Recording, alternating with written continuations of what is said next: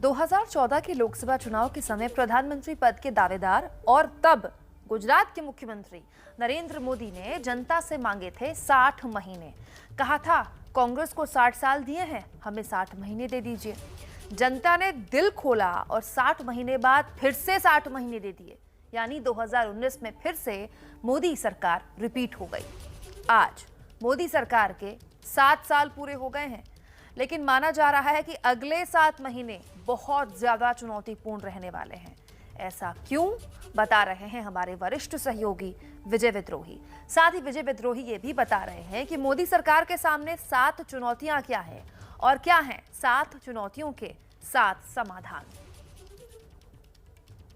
Corona की दूसरी लहर के दौरान मरीजों की संख्या जिस अनुपात में घट रही है, उसी अनुपात में मोदी सरकार की लोकप्रियता भी घट रही है।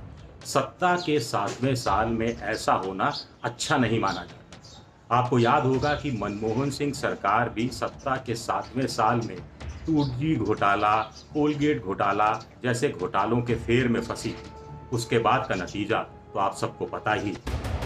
मोदी सरकार भी सत्ता में 7वें साल में कई सवालों से जूझ रही है। सबसे बड़ा संकट कोरोना का है।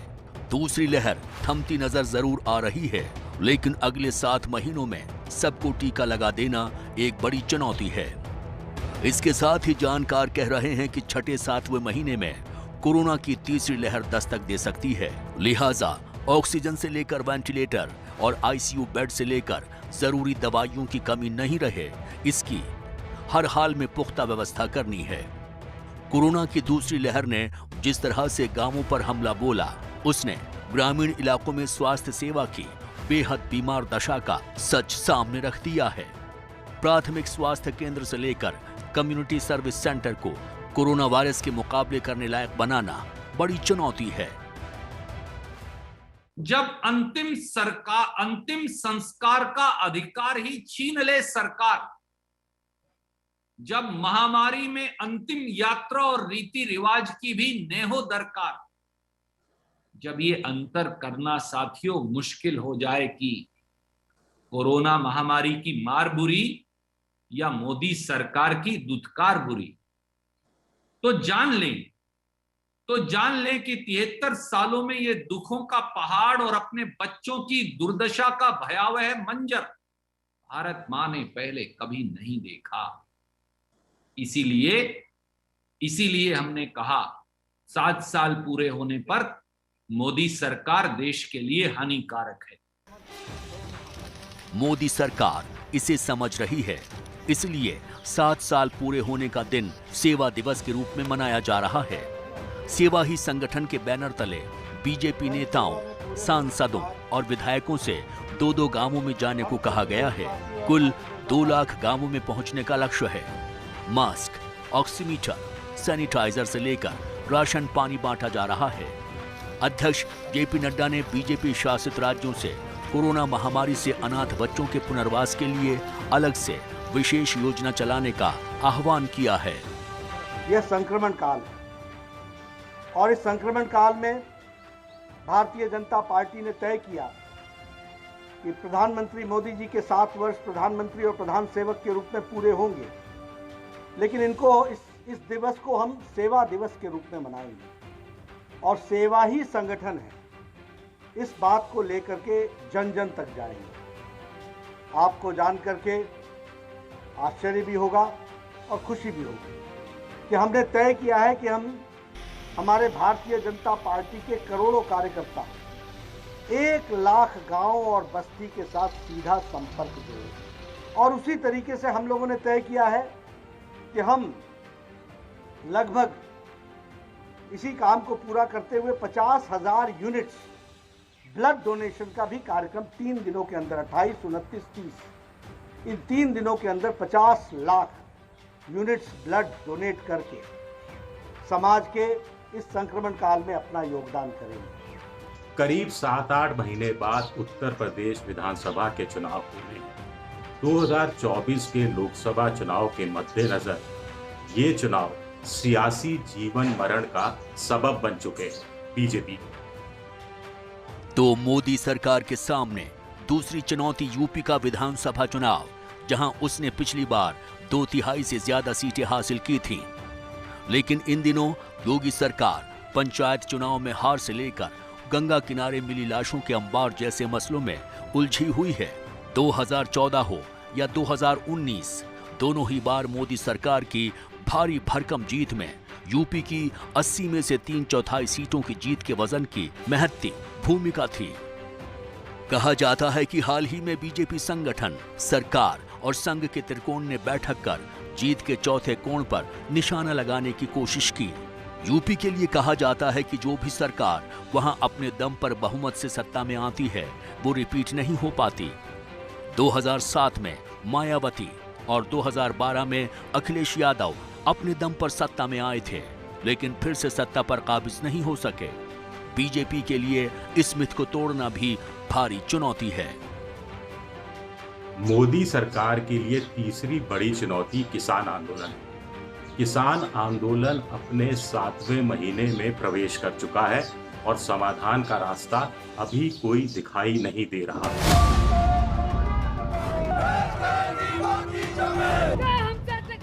पश्चिमी यूपी के किसान गाजीपुर बॉर्डर पर बैठे हैं। टीकरी और सिंघू बॉर्डर पर पंजाब के किसान हैं। शाहजहांपुर बॉर्डर पर राजस्थान, हरियाणा के किसान हैं। 26 मई को किसानों के आंदोलन के 6 महीने पूरे हो गए। पिछली बातचीत 23 जनवरी को हुई थी, यानी 4 महीने से बात बंद है। किसान तीनों कृषि कानूनों को वापस लेने के साथ साथ एमएसपी को लीगल राइट बनाने की मांग कर रहे हैं। ये किसान बंगाल विधानसभा चुनावों में भी गए थे और बीजेपी को हराने का आह्वान किया था। कांग्रेस समेत अन्य विपक्षी दल किसानों की मांग के साथ हैं। ऐसे में बीजेपी के लिए चिंता की बात है, क्योंकि अगले 2 सालों में यूपी, उत्तराखंड, पंजाब, हिमाचल प्रदेश, राजस्थान, मध्य प्रदेश, छत्तीसगढ़ जैसे उत्तर भारत के राज्यों में विधानसभा चुनाव होने हैं, जहां ग्रामीण यानी किसान वोटर भारी मात्रा में हैं।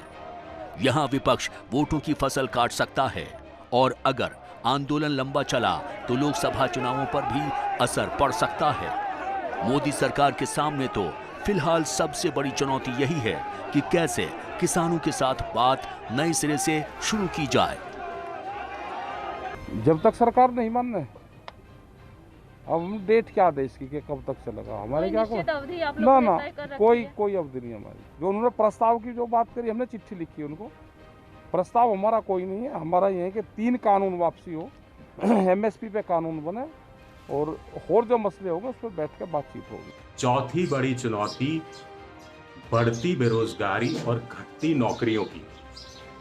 अकेले मई महीने में 1 करोड़ से ज्यादा नौकरियां जाने का अनुमान लगाया गया है। सीएमआईई के ताजा आंकड़े बता रहे हैं कि रोजगार आईसीयू में है। अप्रैल में करीब 73 लाख लोगों की नौकरियां संगठित क्षेत्र से गई हैं। मिलाकर इस साल 30 अप्रैल तक करीब 1.25 करोड़ नौकरियां जा चुकी हैं। लेकिन अकेले मई में 1 करोड़ नौकरियां जाने की बात कही जा रही है। सीएमआईई का कहना है कि मजदूरों का पलायन जारी है, मैन पावर कम हो रहा है, लॉकडाउन और अन्य आर्थिक रुकावटों के चलते भी नौकरियां जा रही हैं। एक तरफ लगी लगाई नौकरी जा रही है, वहीं सरकार भी नई नौकरियां देने में कंजूसी कर रही है। केंद्र सरकार ने कोरोना काल से पहले 2017-18 में हर महीने 11,000 नई भर्तियां की थीं, जो 2019-20 में घटकर 9,900 और 2020-21 में और भी कम होकर 7,285 ही हर महीने रह गईं। एक साल में दी गई नौकरियों के हिसाब से देखा जाए तो केंद्र सरकार ने 2019-20 में 1,19,000 नई नौकरियां दी, जो पिछले वित्तीय वर्ष में घटकर 87,432 रह गईं। यानी एक साल में करीब 34,000 नौकरियां कम हो गईं। 5वीं बड़ी चुनौती महंगाई की है। 7वें साल में पेट्रोल और डीजल के दाम 7वें आसमान पर पहुंच चुके हैं। देश के कई राज्यों में पेट्रोल ने शतक लगा लिया है, यानी 100 रुपए पार कर गया है और डीजल भी पीछे पीछे है। जानकारों का कहना है कि पिछले 7 सालों में सरकार ने पेट्रोलियम पदार्थों से 459% का राजस्व ज्यादा पाया है और अब वक्त जनता को लौटाने का है। लेकिन कोरोना के कारण वित्तीय संकटों से जूझती सरकार के लिए ऐसा करना मुश्किल होता जा रहा है। आटे से लेकर दालें और खाने के तेल से लेकर गैस सिलेंडर तक के दाम पिछले कुछ महीनों में बढ़े हैं। इसका असर घरेलू बजट पर पड़ा है। एक तरफ महंगाई बढ़ रही है तो दूसरी तरफ परिवारों की आय भी कम हो रही है। देश के 97% परिवारों ने माना कि उनकी वास्तविक आय में कमी आई है। CMIE यानी centre for monitoring Indian economy का कहना है कि 55% परिवारों ने कहा कि पिछले साल की तुलना में उनकी इनकम में कमी आई है। 42% का कहना था कि पिछले एक साल में उनकी आय जस की तस बनी हुई है। सिर्फ 3% परिवारों ने एक साल में आय में इजाफा होने की बात कही। आय कुछ इस कदर कम हुई है कि देश में 3 करोड़ से ज्यादा परिवार मध्यम वर्ग की श्रेणी से ही गायब हो गए। एक अध्ययन के अनुसार देश में मध्य वर्ग परिवारों की संख्या 9 करोड़ 60 लाख से घटकर 6 करोड़ के आसपास रह गई है। 23 करोड़ लोग गरीबी की सीमा रेखा पर धकेल दिए गए हैं। मोदी सरकार के सामने छठी बड़ी चुनौती चीन है। चीन सामरिक और आर्थिक मोर्चे पर भारत के सामने चीन की दीवार की तरह खड़ा हो गया है। चीन से लद्दाख की गलवान घाटी में गतिरोध का 1 साल हो गया है। भारतीय सेना ने चीन का डटकर मुकाबला किया, कड़ी टक्कर दी और पहली बार चीन पीछे हटने को मजबूर हुआ। इस बीच भारत ऑस्ट्रेलिया और अमेरिका के साथ क्वाड का सदस्य बना और चीन की घेरेबंदी की कोशिश की। इस कूटनीतिक मोर्चे पर हमें कामयाबी भी मिली क्योंकि अमेरिका, ऑस्ट्रेलिया और यूरोप के कई देश हमारी तरह ही चीन से त्रस्त दिखाई देते हैं। लेकिन चीन अपनी हरकतों से बाज नहीं आ रहा है। हाल ही में श्रीलंका में उसने कोलंबो बंदरगाह के पास के इलाके को अपने रहन में रख लिया है। चीन पाकिस्तान को अपने कर्ज के दम पर भारत के खिलाफ करता रहा है। नेपाल और बांग्लादेश पर भी वो नजरें गड़ाए है। ऐसे में भारत को काफी पैसा सेना और सामरिक तैयारी पर खर्च करना पड़ रहा है, जो जाहिर है कि शांति होने पर विकास के काम आता। इसी तरह भारत को चीन और पाकिस्तान के खिलाफ 2 मोर्चों पर जूझना पड़ रहा है। कोरोना काल में दुनिया की राजनीति काफी बदली है और आगे ज्यादा बदलेगी। ऐसे बदलते हालात में मोदी सरकार के लिए कूटनीति के क्षेत्र में चीन को लगातार चुनौती देते रहना एक बड़ी चुनौती है। शंकाएं हैं सारी दुनिया में, बहस हो रही है उसके ऊपर, क्योंकि चाइना से मोदी जी ने जिस तरीके का व्यवहार किया है और सीमा पे जिस तरीके से उनकी सेना को वापस लौटना पड़ा। चाइना जैसा देश जो कभी भी जहाँ घुसता है वहाँ से वापस नहीं होता है, पर हमारे यहाँ से 2 बार उनको वापस होना पड़ा। तो कहीं ना कहीं चाइना की नज़र में मोदी जी का खटका तो थे। सफल कूटनीति के कारण एशिया में चाइना का प्रभाव कम हुआ और मोदी जी खुटका तो ही चाइना को, इसलिए संभावना हो सकती है। 7वें साल में मोदी सरकार के सामने सबसे बड़ी चुनौती राज्यों के साथ संबंधों को लेकर।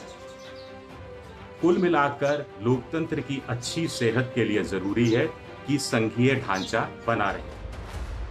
आपको याद होगा कि गुजरात के मुख्यमंत्री रहते हुए नरेंद्र मोदी कोऑपरेटिव फेडरलिज्म यानी संघीय सहकारिता की बात करते थे। लेकिन अब देखा जा रहा है कि मोदी सरकार और राज्य सरकारों के बीच कटुता बढ़ रही है। ताजा उदाहरण बंगाल की मुख्यमंत्री ममता बनर्जी की नाराजगी का है। ममता ने पहले आरोप लगाया कि प्रधानमंत्री ने वीसी में मुख्यमंत्री को बिठा कर रखा। उधर बीजेपी ने फिर आरोप लगाया कि तूफानग्रस्त इलाकों के दौरे पर गए प्रधानमंत्री मोदी की बैठक की उपेक्षा ममता बनर्जी ने की। इससे पहले ऑक्सीजन की कमी हो या पीएम केयर फंड से मिले वेंटिलेटर्स का मसला हो या कोरोना टीकों की उपलब्धता का सवाल हो, इस पर गैर बीजेपी शासित राज्यों और केंद्र सरकार के बीच तू-तू मैं होती रही है। जानकारों का कहना है कि प्रधानमंत्री मोदी को अपनी छवि बनाए रखनी है तो इस कटुता को दूर करने की पहल करनी चाहिए। राज्यों के सहयोग के बिना बहुत सी योजनाएं नहीं चल सकती और देश का विकास उस रूप में नहीं हो सकता जो सपना दिखाया जा रहा है। राज्यों का विश्वास हासिल करना जरूरी है और साथ ही विकेंद्रीकृत शासन को बढ़ावा देना है। गालिब का एक शेर है, देखिए पाते हैं कुशाक बुतों से क्या फैज, एक ब्राह्मण ने कहा है कि ये साल अच्छा है, तो 7वें साल के बाद के साल किसके लिए कितने अच्छे साबित होते हैं, ये देखना दिलचस्प रहेगा। विजय विद्रोही, जयपुर, एबीपी न्यूज। महाराष्ट्र में पालघर के पास समंदर में फंसे जहाज से तेल का रिसाव अभी भी हो रहा है। कोशिश पूरी है कि समंदर में तेल को ज्यादा फैलने से रोका जाए। इसके लिए वहां पर तेल की बड़ी बड़ी टंकियां बोट्स पर लाद कर ले जाई जा रही हैं।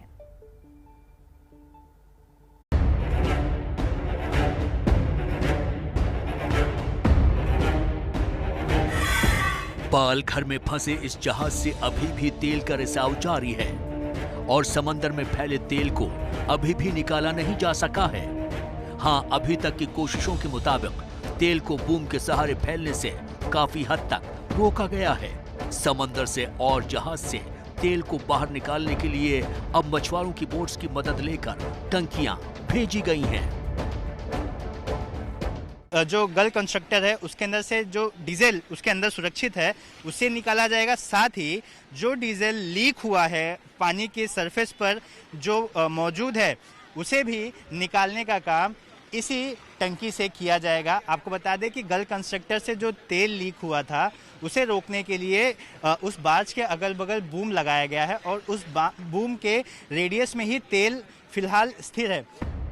कंपनी के अधिकारी और कोस्ट गार्ड लगातार कोशिश कर रहे हैं कि जल्द से जल्द न सिर्फ तेल का रिसाव बंद किया जाए बल्कि समंदर में फैल चुके तेल को भी निकाला जाए। आप देखिए जो छोटी छोटी बोट्स आपको दिखाई दे रही हैं, इसके माध्यम से जो गल कंस्ट्रक्टर से जुड़े अधिकारी हैं, ऑफिशियल्स हैं, वो लोग अंदर जा रहे हैं ताकि वो उसका मुआयना कर सकें और ये देख सकें कि आखिर कितना नुकसान हो चुका है और जो इसके अंदर 78,000 लीटर डीजल भरा हुआ है उसे कैसे बाहर निकाला जाए। कोस्ट गार्ड लगातार तेल को फैलने से रोकने के लिए जो ऑपरेशन चल रहा है उसकी मॉनिटरिंग कर रहे हैं। तेल को निकालने का जो काम किया जा रहा है उस पर हेलीकॉप्टर के जरिए नजर रखी जा रही है, क्योंकि अगर तेल को फैलने से रोका नहीं गया, जितना रिसाव हुआ है उसे नहीं निकाला गया, तो समंदर के जीवों की जिंदगी पर खतरा आ सकता है। ऑयल का रिसाव ज्यादा ना हो, समुद्र में तेल ना फैले, इसलिए ऑयल कंटेनमेंट बूम लगाया गया जो कि इस गल कंस्ट्रक्टर के पूरा अगल बगल है। ये इस वजह से लगाया जाता है ताकि जो तेल बाढ़ से लीक हो रहा है वो तेल दूसरी जगह ना जाए, ज़्यादा पानी में ना फैले और जिस वजह से जो समुंदर के अंदर के जीव हैं उनको नुकसान ना हो, उनकी मौत ना हो। अब समंदर के जीवों को कितना नुकसान हुआ है ये तो जांच के बाद ही पता चलेगा, लेकिन मछलियों और मछुआरों पर तो असर होना भी शुरू हो चुका है। मछुआरों के मुताबिक तेल की वजह से उनकी मछलियां अब बिक नहीं रही हैं, क्योंकि उनमें से अब तेल की बदबू आने लगी है। हमारे साथ स्थानीय मच्छी मार लोग हैं, उनसे हम पूछेंगे कि क्या तेल का रिसाव से कितना असर पड़ रहा है।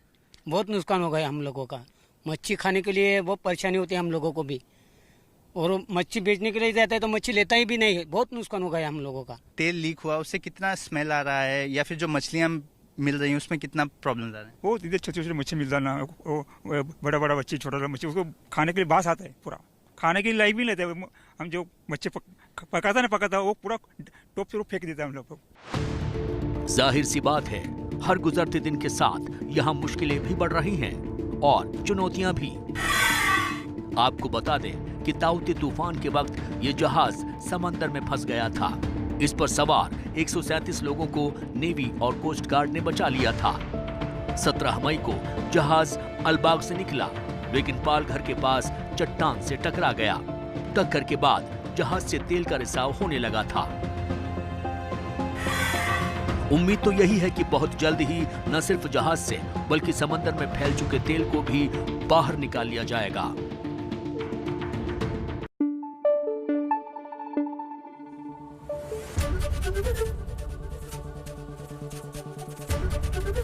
एबीपी न्यूज आपको रखे आगे।